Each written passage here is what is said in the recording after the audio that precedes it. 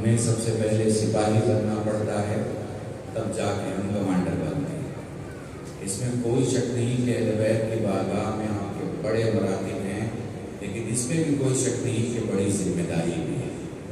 مرتبہ اور ذمہ داری دونوں ساتھ ساتھ ہیں۔ خاموشیاں عبادتوں میں دو باتوں کا اعلان کرتی ہیں، یا تو خاموش رہنا واجب ہو، یا عقل یہ کہہ رہی ہو کہ یہاں بولنا ٹھیک نہیں، مگر فرش ازا کی دونوں شرطوں سے پرے ہے۔ یہاں آ کے آپ بولے نہ بولے، آپ کا دل بولتا ہے، آپ کا خون بولتا ہے، آپ کی سوچ بولتی ہے، آپ کا ضمیر بولتا ہے۔ عالم، ذاکر، خطیب، چھوٹا بڑا کہے نہ کہے، درود پڑھنے کا دل کرتا ہے۔ درود پڑھے محمد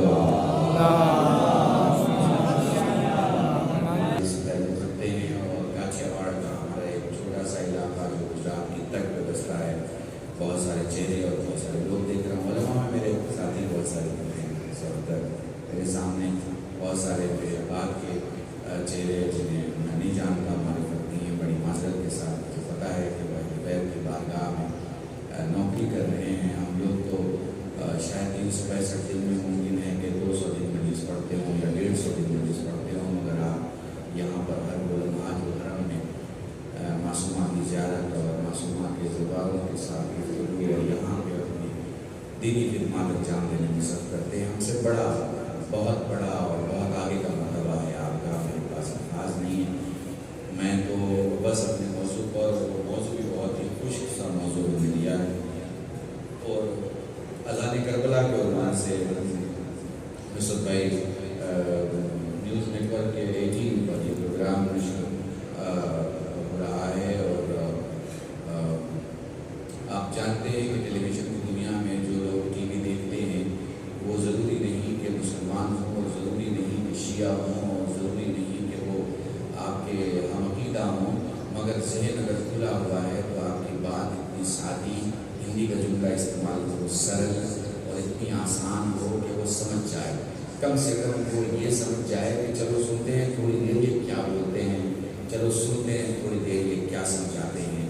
اور اگر وہ وہی بس تھوڑی دیر تک اگر رک جائے تو خطیب کی ذمہ داری ہے کہ تم اسے جانے نہ دے، روک کے رکھے، اور وہ اسی وقت روک سکتا ہے کہ اس کی گفتگو میں خلوص ہو۔ ایک بار میں جو درود پڑھے محمد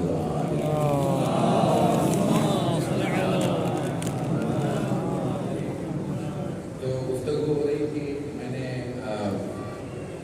آپ کے سامنے اب تک کی جو باتیں کی اس مقام سے معصومہ حرم، یہ تیسری بار آپ کے سامنے تو کا شرف حاصل کر رہا ہوں، لیکن چونکہ پہلی محرم ہے، اشرا سمجھ لیجیے آج سے ہی شروع ہو رہا ہے، اور میں ایک موضوع کو مکمل کر کے پھر اپنے موضوع پہ آ جاؤں گا، لیکن ذرا سا آپ کا ساتھ چاہیے تاکہ میں سمجھا پاؤں آپ کو کہ میں کیا کہنا چاہتا ہوں یا کیا سمجھانا چاہتا ہوں۔ مجھ سے پہلے میرے چھوٹے بھائی نے بڑی محنت کی، اور 30 منٹ کا وقت جو ہے وہ آپ کو بڑی ذمت ہوتی ہے کسی بھی عالم کے لیے، کسی بھی ذات کے، کسی بھی اسپیکر کے لیے کہ اچانک مجھ سے کہا جائے کہ آپ 20 منٹ تک پروگرام کو اور آگے لے کے چلنا ہے۔ میں سمجھ سکتا ہوں، ذمت کی معافی کے ساتھ بہت سادے سے لفظ میں نیکی ادا نہیں ہو سکتی اگر طریقہ نہ ہو۔ بہت اچھا طریقہ ہے مگر اس کی کوئی مثال نہیں ہے اگر خلوص نہ ہو۔ اسی موضوع پر گفتگو ہو رہی، تھوڑا سا اس سے آگے چلتے ہیں۔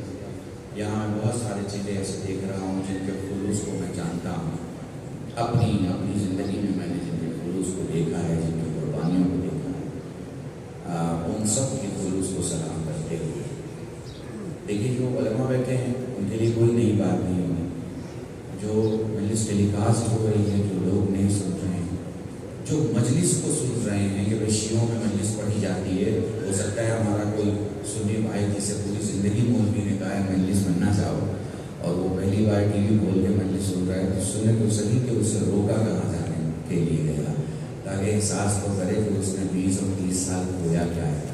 سمجھیے گا یہ جو چیزیں اہل بیت کی طرف کھینچتی ہیں ان میں تعزیہ بھی ہے، ان میں تابوت بھی ہے، ان میں عالم بھی ہے، تبرکات بھی ہیں، ماتم بھی ہے، سینہ زنی بھی ہے، یہ ساری چیزیں دیکھنے والے کو کھینچتی ہیں۔ یہ ساری وہ چیزیں ہیں جس نے بھی دیکھا وہ پوچھتا ہے بھائی یہ ماتم کیوں ہو رہا ہے، یہ نوحہ کیوں پڑھا جا رہا ہے، یہ زنجیر کیوں لگائی جا رہی ہے، یہ بھیڑ کیوں جمع ہوئی ہے، یہ کالا کپڑا ہے کیوں پہنا گیا ہے، یہ گھر پہ کالا پرچم کیوں لگایا گیا ہے۔ بلکہ میں ہندوستان میں جملی سے پڑھتا ہوں تو میں کہتا ہوں کہ اپنے ڈی ایم کے پاس جاؤ، اپنے ڈی ایم کے پاس جاؤ، ڈسٹرکٹ مجسٹریٹ کے پاس جا کے پرمیشن لو کہ ہمیں روڈ پہ مجلس کرنی ہے، روڈ پہ مجلس کرنی ہے۔ اپنے عالم کو بلاؤ اور بلا کے کہو کہ گزرنے والے بازار سے ہر ایک انسان کو بتائے حسین کون تھے اور یزید کون تھا۔ بولنے کی ضرورت نہیں ہے، صرف تاریخ پڑھ دو، مجمع خود کہے گا کہ حسین پر درود ہے اور یزید پر لعنت ہی لعنت ہے۔ درود پڑھے محمد و آل محمد۔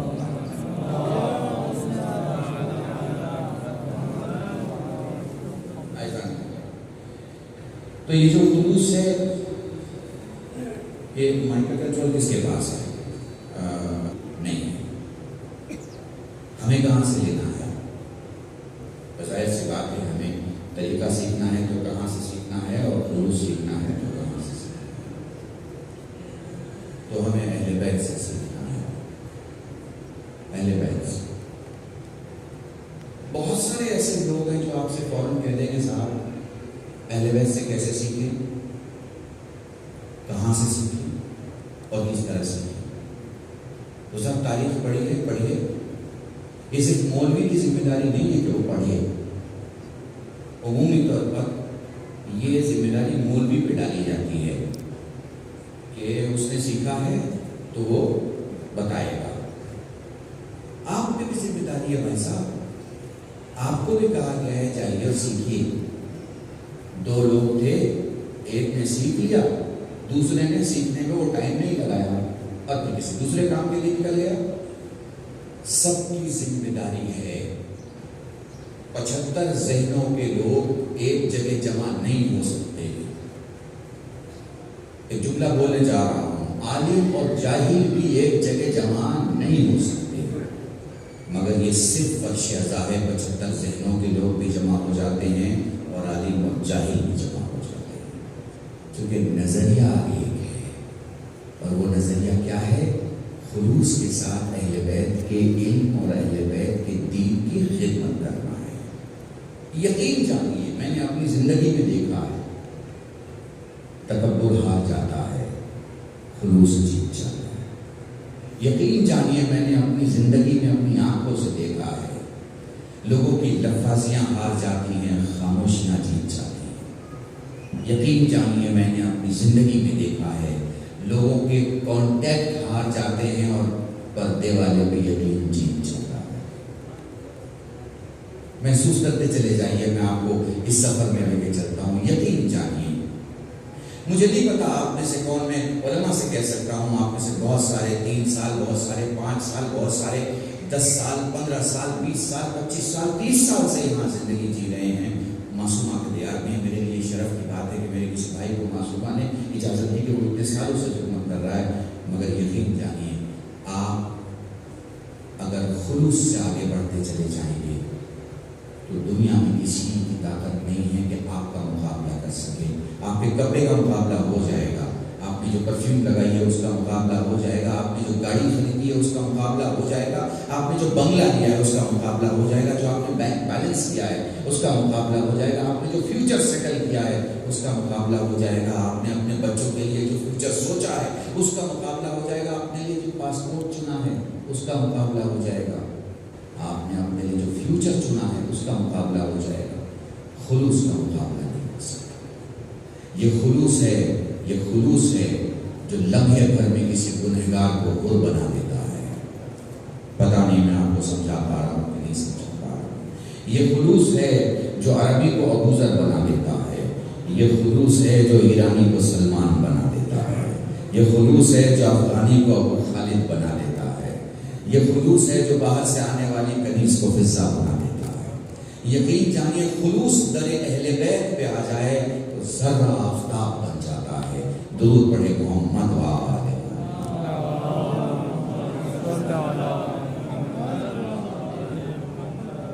سمجھنے کی ضرورت ہے. اب دیکھیے لفظ تو بہت آسان ہے. تھوڑا میں علماء سے معذرت کے ساتھ یہ بزنس کمیونٹی آپ جانتے ہیں کچھ ذرا بزنس کرتے ہیں, میں انہیں ذرا بزنس کی لینگویج میں سمجھاتا ہوں. یہ جو الگ الگ جملے بنے استعمال. دیکھیے خلوص یعنی کسی چیز کا خالص ہونا, مطلب کسی چیز کا پیور, پیور. اب آپ لوگ تو میرے خیال سے آئل کا بزنس کرتے ہو گے. میں یقین ماشاء اللہ سے آئل کا بزنس ہے محمد بھائی. میں آپ کو آسان طریقے سے جیسے آپ کوئی جیسے مان لیجیے یہ مان لیجیے لوہے کا بنا ہوا ہے. تو اب یہ لوہے کا کیسے بنا؟ تو ایک پہاڑ ہے جس پہاڑ میں ایفی کے کنٹینٹ پائے جاتے ہیں, مطلب آئرن پایا جاتا ہے, لوہا پایا جاتا ہے. اب جب وہ آئرن پایا جاتا ہے تو پھر اس میں آئرن کے ساتھ ساتھ اور بھی بہت ساری چیز ہوتی ہے. تو پھر وہ اسٹیل بنتا کیسے ہے؟ اس میں جو بہت ساری چیز ساتھ ساتھ ہے نا, اسے دھو کے نکال دیا جاتا ہے, ختم کر دیا جاتا ہے, جسے آپ عام زبان میں کچرا کہہ لیں, ٹھیک ہے نا. اس کی جو کثافت ہے وہ نکال دی جاتی ہے. جب وہ نکالی جاتی ہے تو پھر وہ پیور ہو جاتا ہے, وہ خالص ہو جاتا ہے. اور تھوڑا بچوں کے لیے سمجھاؤں, جیسے دودھ ہے, دودھ میں پانی پڑا ہوا ہے. اب آپ نے کسی ایسی مشین میں ڈالا جس نے پانی کو الگ نکال دیا, تو اب دودھ کیا ہو گیا؟ خالص ہو گیا. اہل بیت کو خلوص چاہیے. اللہ کی قسم آج بھی فاطمہ معصومہ قوم کی بارگاہ سے کربلا کی طرف رخ کر کے حسین کو سلام کرو گے, مجھے اس منبر کی قسم ہے تمہارے کانوں میں جواب آئے گا. کب؟ جب سلام میں خلوص ہوگا. اب یہ خلوص کیسے آتا ہے؟ جب جتنی مکسنگ ہے اس مکسنگ کو جب آپ باہر نکال دیں گے تو پیور کوئی چیز بچ جائے گی. آپ نے سونا خریدا ہوگا, سونے کی دکان پہ گئے ہوں گے. سونے کی دکان پہ پیورٹی ڈسکس نہیں ہوتی, وہاں کہا جاتا ہے 99.999.1 کے لیے ریفائنری کہتی ہے کہ کچھ ہو سکتا ہے, ٹھیک ہے, 0.1 کے لیے. تو اس کا کیا مطلب ہے؟ اس کا مطلب ہے 999 سونا ہے اور وہ جو 0.1 ہے وہ سونا نہیں ہے. بنانے والا بھی دعویٰ کر رہا ہے کہ میں گارنٹی نہیں لے رہا ہوں, سونا ہے. مگر ایک جملہ اگر محسوس کر سکو, علماء سے کہہ رہا ہوں, خطابت کا اشارہ ہے کہ پھر جو سونا نہیں ہے وہ بھی سونا کے ساتھ رہنے کی وجہ سے سونے کے بھاؤ ہی بکتا ہے. پتہ نہیں میں آپ کو سمجھا پایا. یہ طے ہے, ڈکلیئر ہے بھائی, بولا جاتا ہے کہ 99.9% سونا ہے, 0.1% سونا نہیں ہے. مگر آپ جب پیسہ دیتے ہیں تو آپ 9.99 کا پیسہ نہیں دیتے, پورے کا پیسہ دیتے ہیں, 100% کا. 100% کا. کیوں؟ صاحب جب اسے دھلا جا رہا تھا نا تو اس کی کوششوں میں وہ بھی شریک تھا. میں نے 1 گھنٹے کی مجلس کا ایک جملہ بولا ہے آپ کے ساتھ. جب وہ پگھلایا جا رہا تھا, جب وہ کسوٹی کے پرکھا جا رہا تھا, جب اسے آگ میں ڈالا جا رہا تھا, تو تکلیف اٹھانے والوں میں وہ بھی تھا. سرٹیفکیٹ تو 99 وہ ملی, مگر وہ جو 1 ہے نا, 0.1, وہ بھی اسی کے ساتھ جاتا ہے, اسی کے ساتھ. حسین کی بارگاہ میں گھر سے چل کے بڑے خلوص سے آیا کرو, کیونکہ اس بارگاہ میں آنے والے سب جنتی ہیں, سب جنتی. یقین جانیے. اب آپ مجھ سے کہیں کیسے جا سکتے ہیں جنت؟ ارے بھائی جیسے 99.9 جاتا ہے اور 0.1 چلا جاتا ہے کیونکہ سونے کے ساتھ ہے, بالکل اسی طرح وہ بھی چلا جاتا ہے اہل بیت کے صدقے میں, چونکہ وہ فرش عزائر سے یہ نشودہ پر بیٹھا ہے. اس کے اس عمل سے رسول خدا خوش ہو رہے ہیں, مولا علی خوش ہو رہے ہیں, فاطمہ زہرا خوش ہو رہے ہیں. ایک بار میں جو درود پڑھے محمد و آل. کس چیز کا خالص ہونا, کس چیز کا پیور ہونا. پیور کیسے ہوگا؟ جب اس سے مکس کو الگ کرتے ہیں. مکس الگ ہوگا تو وہ پیور ہو جائے گا, اور جب پیور ہو جائے گا تو اس کی قیمت ہوگی.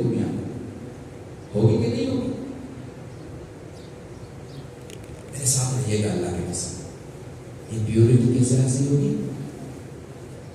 یہ پیورٹی حاصل ہوگی وقت کا صحیح استعمال کرنے سے. یہ پیورٹی حاصل ہوگی طریقے کا صحیح استعمال کرنے سے. یہ پیورٹی حاصل ہوگی مقصد پر نگاہ رکھنے سے. تو اب یہاں خلوص کو کیوں اہمیت ہے؟ خلوص کو اہمیت اس لیے ہے کہ وہ جو مومن ہے وہ دنیا کے سارے خیالات سے اپنی عبادت کو کھینچ کر لے آتا ہے اس پیورٹی کے ساتھ کہ اس میں جتنی مکسنگ ہے اسے نکال دیتا ہے. اور اب جو وہ نماز پڑھ رہا ہے، اب جو وہ رکعت میں کھڑا ہے، اب جو وہ دعا پڑھ رہا ہے، اب جو وہ زیارت پڑھ رہا ہے، تو خالصتاً للہ اس میں کچھ بھی نہیں ہے.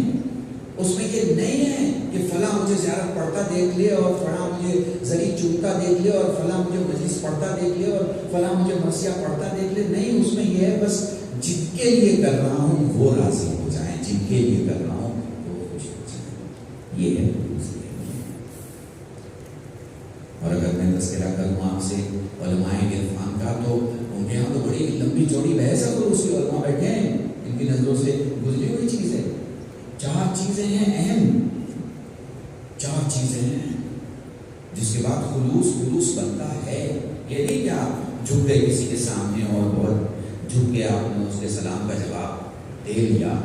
تو یہ جو آپ دیکھ رہے ہیں اپنی آنکھوں سے، یہ جو ایکٹ دیکھ رہے ہیں آپ اپنی آنکھوں سے، یہ جو عمل آپ دیکھ رہے ہیں، یہ جو کسی کا جھکنا دیکھ رہے ہیں، یہ اس وقت تک خلوص نہیں کہا جائے گا جب تک 4 چیزیں اس میں نہ ہوں.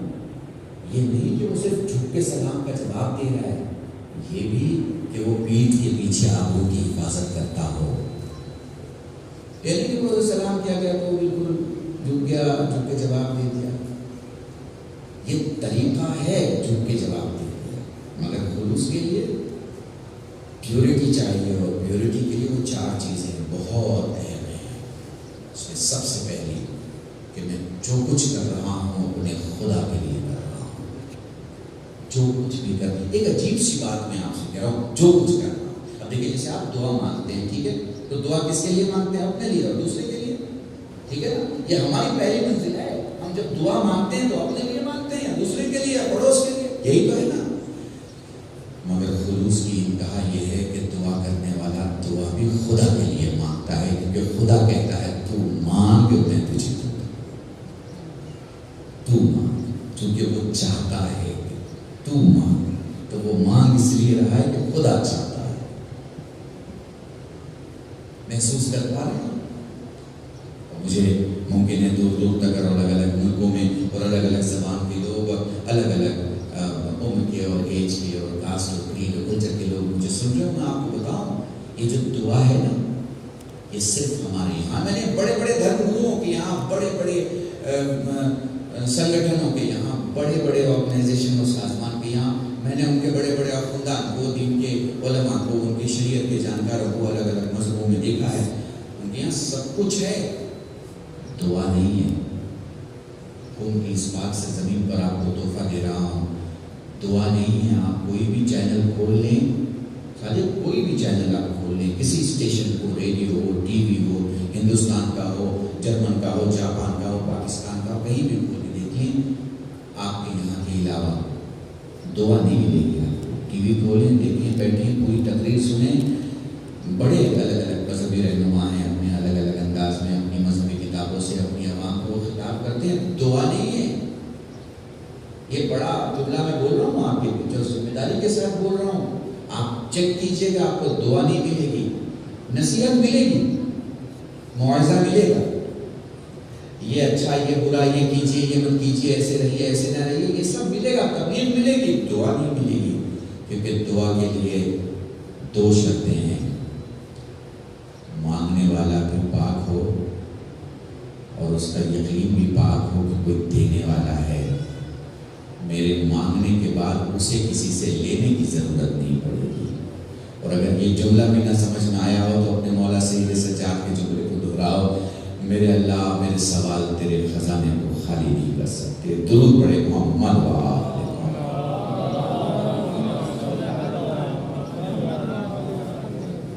میرے عزیزوں. کل سے گفتگو رہے گی آپ کے درمیان. وقت کی پابندی کے ساتھ آپ سے گزارش، خاص کر ہمارے مولا امام رضا علیہ السلام کی بارگاہ میں سفر کرنے والے وہ لوگ جو اس حقیقت کے ساتھ تو میں اس وقت رکے ہوئے ہوں کہ امام رضا کی روزے کی زیارت کی شروعات جو ہے وہ معصوم کی حرم سے شروع ہوگی، اور جو واقعی یہاں بیٹھ کر غصہ دینا چاہتے ہوں بیوی معصومہ کی خدمت میں ان کے جد سب سے گزارش انشاءاللہ وقت کی پابندی کے ساتھ آپ انشاءاللہ موجود رہیں گے. 7:10 7:20 کے درمیان میں انشاءاللہ میں بولوں گا، کیونکہ 8 سوا 8 بجے یہ جگہ خالی کرنی ہوتی ہے. اس کے بعد بقایا ملک کی جماعت اور بہت سارے پروگرام. کوشش کریں کہ وقت کی پابندی رہے. بس 2-4 چیزیں. سب سے پہلا ایمان ہو خلوص کے لیے کہ ہاں میں صرف اللہ کے لیے کر رہا ہوں، صرف اللہ کے لیے. دوسرا نیت پاک ہو، نیت صاف ہو. تیسرا اخلاق اچھا ہو. یہ نہیں کہ آپ اس کو 2 طریقے کے انداز میں دیں گے، 2 طریقے کے انداز میں کہ صاحب کبھی تو اچھا ہے اور کبھی برا ہے، کبھی تو بہت چھپ کے ملتا ہے اور کبھی پتہ نہیں کیسے بد اخلاقی سے پیش آتا نہیں، اور پھر سب کچھ قربت اللہ. محسوس کر پا رہے ہیں اب اس خلوص کو حاصل کرنے کے لیے عمل تو ہم سب کرتے ہیں، مگر اس خلوص کو حاصل کرنے کے لیے سب سے بڑی چیز کیا ہے؟ ہمارے پاس کیا ہونا چاہیے؟ ہمارے پاس عقل ہونا چاہیے. عقل، چونکہ یاد رکھیے گا عمل کے بدلے بھی عقل کے مطابق ملے گی.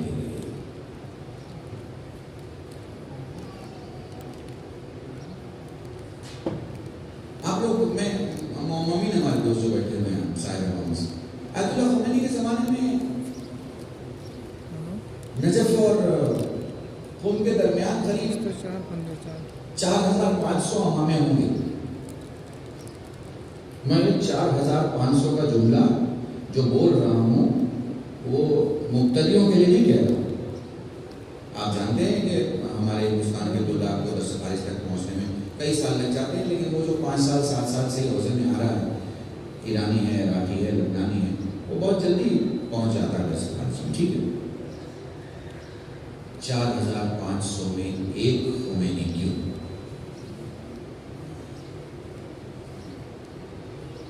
یہ سوال ہے، سوچئے گا.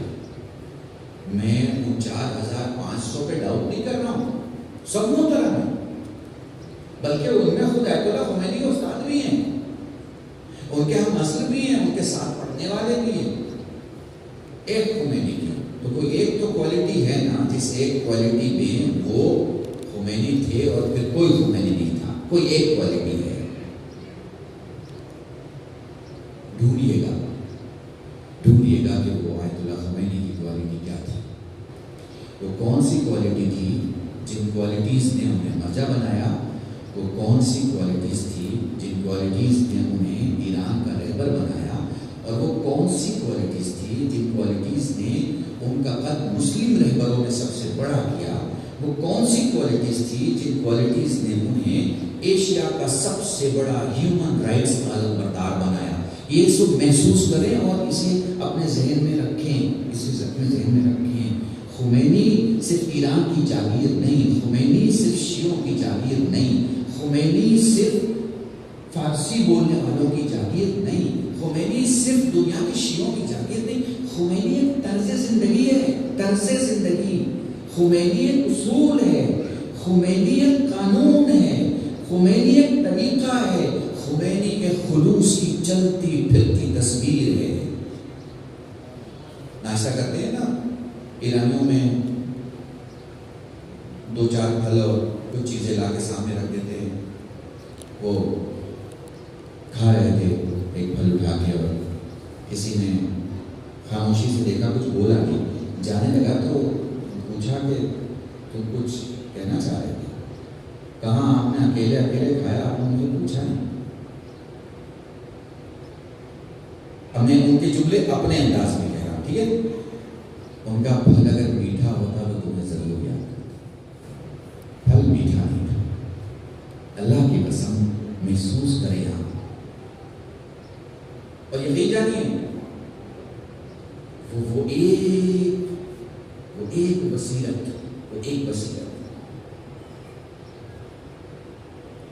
اگر آپ بیت الخمینی کو پڑھیں گے، مجھ سے بہت سارے میرے جونیئر، میرے بعد کے میرے دوست میں کہ آپ سیاست میں کس طرح آگے بڑھتے ہیں، کیسے آگے بڑھتے ہیں، کس طرح آپ سیاست کو سمجھتے ہیں.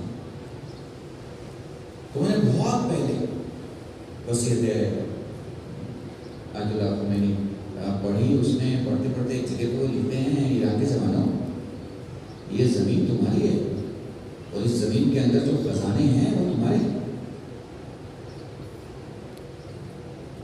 اب اس کا مطلب آپ سمجھ رہے ہیں نا، اس میں یورینیم ہے، ٹیٹینیم ہے، آئل ہے، گیس ہے، پیٹرول ہے، اسپیس اسٹون ہے، ڈائمنڈ ہے.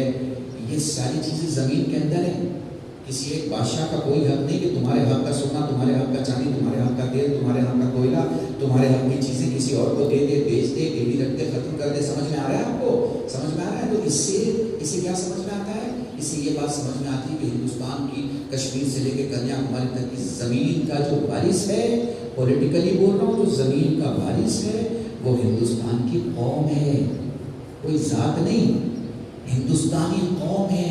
اس ہندوستان کی زمین کے اندر کتنا سونا ہے، کتنا چاندی، کتنا ہیرا ہے، کتنا یورینیم ہے، کتنا ٹیٹینیم ہے، کتنا پیٹرول ہے، کتنا گیس ہے، اس کی کوئی پارٹی یا اس کی کوئی بزنس کمپنی مالک نہیں بن سکتی یا مالک نہیں بن سکتی. عوام مالک رہتی ہے. عوام کا حق ہوتا ہے. مگر یہ حق عوام کب سمجھے گی؟ جب جاگے گی کب؟ جب سیاسی سمجھ رکھے گی. سیاسی سمجھ کب رکھے گی؟ جب اس کا کوئی سیاسی رہبر ہوگا. سیاسی رہبر کب ہوگا؟ جب اس نے سیاست پڑھا ہوگا.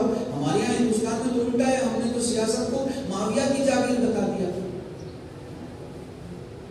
ہم نے، مجھے نہیں پتا کس مولوی نے اور کس اخوند نے اور کس امامے والے نے یہ کیا، میں نہیں جانتا، مگر ہم نے تو سیاست کو مافیا کی جاگیر بتا دیا. ارے بھائی یہی ہوتا تھا نا خلافت کا. اسی کے لیے تو ہم کہتے ہیں کہ لعنت ان لوگوں پہ جنہوں نے میرے مولا کا حق چھینا، میرے مولا کی مسند چھینی. تو آپ کیا بلیو کرتے ہیں؟ آپ بلیو کرتے ہیں نا میرے مولا کا حق تھا. یاد رکھیے گا جب دنیا مافیا کی سیاست کی بات کرے تو آپ کی ذمہ داری ہے کہ آپ علی کی سیاست کا تذکرہ کریں، حسن کی سیاست کا تذکرہ کریں، حسین کی سیاست کا تذکرہ کریں، مختار کی سیاست کا تذکرہ کریں، علی بن جفتین کی سیاست کا تذکرہ کریں، خمینی کی سیاست کا تذکرہ کریں، خامنہ ای کی سیاست کا تذکرہ. درود پڑھیں محمد صلی اللہ علیہ وسلم. بس میری عزیزان، خلوص اگر آپ کے عمل میں ہے تو سب کچھ ہے، اور خلوص نہیں ہے تو معاف کیجیے گا، کچھ نہیں ہے. ایک جملہ بڑے سادگی سے کہوں گا، پوری دنیا مجھے سن رہی ہے. آپ کو پتا ہے بہت ساری باتیں آپ لوگ تو یہاں یوز ٹو، مجلس ہو رہی ہے، ممبر بیٹھے ہیں، آپ جو چاہتے ہیں بولتے ہیں، جو چاہتے ہیں کہتے ہیں. آپ کو اس بات کا احساس نہیں رہتا کہ کہاں کیا کہا جائے گا اور کہاں کیا سوچا جائے گا. میں بڑی ذمہ داریوں میں رہتا ہوں تو مجھے الفاظ بھی استعمال کرنے کے پہلے 10 بار سوچنا پڑتا ہے. دنیا کی ساری دفاعی طاقتیں ہر چیز کا جواب لا پاتی ہیں، لیکن 2 علی اور 1 حسن کا جواب نہیں لاتا. پتہ نہیں آپ محسوس کر پا رہے ہیں کہ نہیں محسوس کر پا رہے ہیں. ایک عراق کے علی کا، ایک ایران کے علی کا اور ایک لبنان کے حسن. درود پڑھیں محمد وآل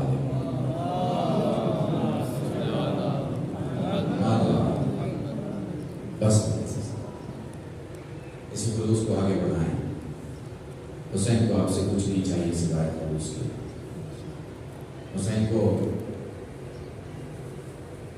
آپ سے کچھ نہیں چاہیے سوائے خلوص. اگر خلوص سے آپ کام کر رہے ہیں اس کی گنتی ہے.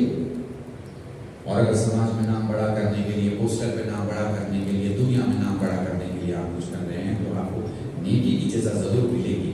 حسین کے خوشنودی نہیں مل سکتی. حسین کی دشمنی حاصل کرنا ہے تو ان کی بارگاہ میں جھک جاؤ۔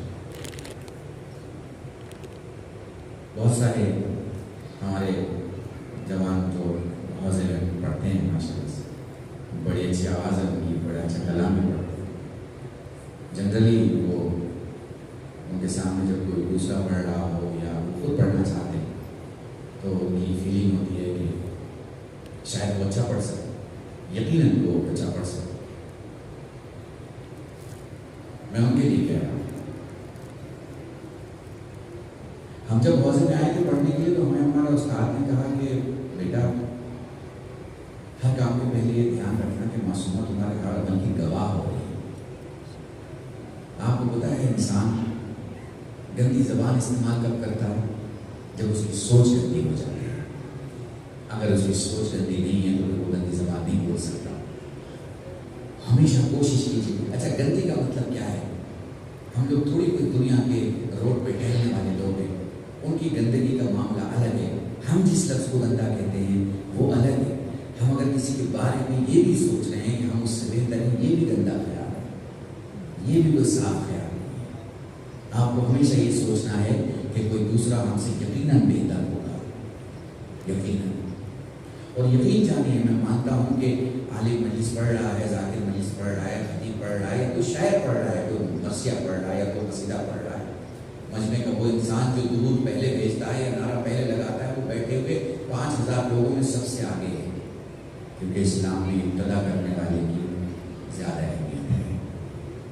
یہ ذہن میں رکھیے، اور یہ بھی ذہن میں رکھیے گا۔ قوم میں میں اپنے خوجہ برادری اور اپنی قوم سے کہنا چاہتا ہوں، قوم میں آپ آئے ہیں اس لیے نہیں آئے کہ ذرا جو مواد راجہ راجولہ بھاؤ نگر میں جو سلوات بھیجا کرتے تو اسے دھیمے سلوات بھیجے ہم نہیں، یہاں جب اتنے نزدیک آ گئے ہیں تو ذرا زور سے سلوات بھیجیے، میرے ہی ساتھ نہیں کسی کے ساتھ نہیں بیٹھیے۔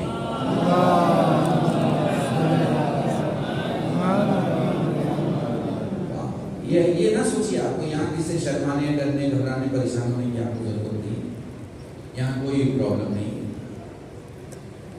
ہاں ٹھیک ہے، ہمارے یہاں علماء اور علماء کیا میں تو کئی پروفیسرس کے بیچ میں تقریر کر رہا تھا کسی کالج میں، تو میرا نمبر آیا تو میں نے پہلے کہہ دیا مجھے پتا ہے بھائی تالیاں کیونکہ وہ کلیپس بجتی ہیں، تالیاں بجتی ہیں۔ میں نے کہا بھائی مجھے پتا ہے تالیاں تو بجیں گی نہیں، بڑی مشکل سے سر ہل جائے گا کیونکہ سب پروفیسرس ہیں۔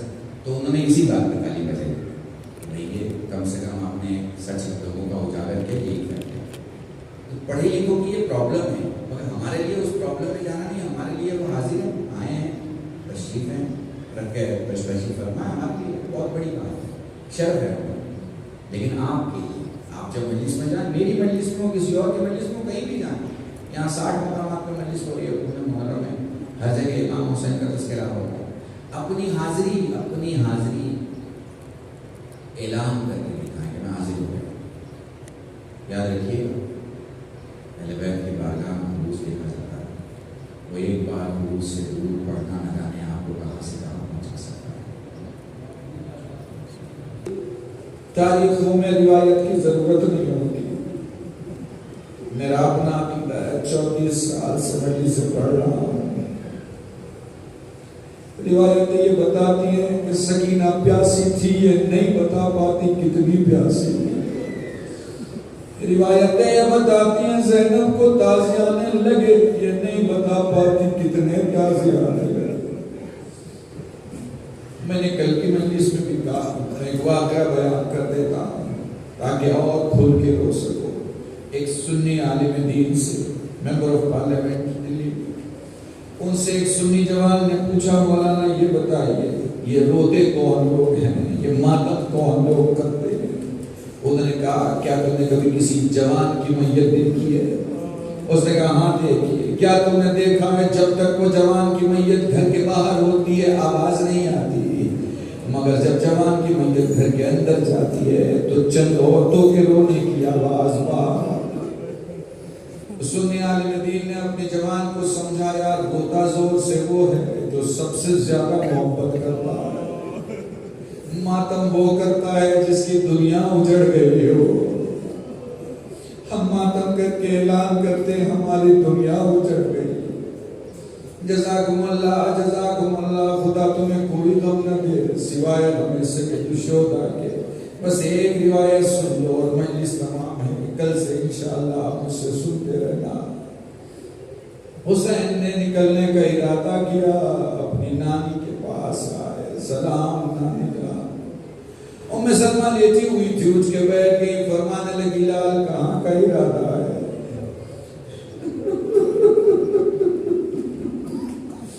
نانی جان عراق کا ارادہ ہے. نام سنتے ہی ام سلمہ کہنے لگی لال دل گھبرا رہا ہے.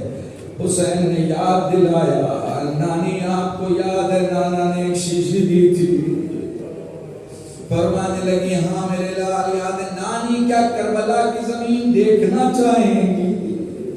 لال تو امام وقت ہے, اگر دکھانا چاہے دکھا سکتا ہے.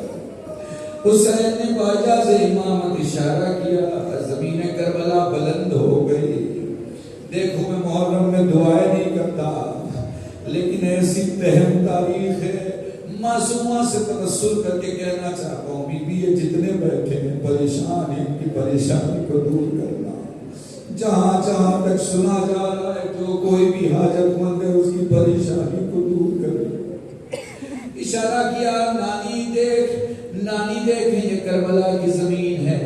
ام سلمہ نے دیکھنا شروع کیا. فرمانے لگے نانی یہ وہ مقام ہے جہاں میرے عباس کے بازو کے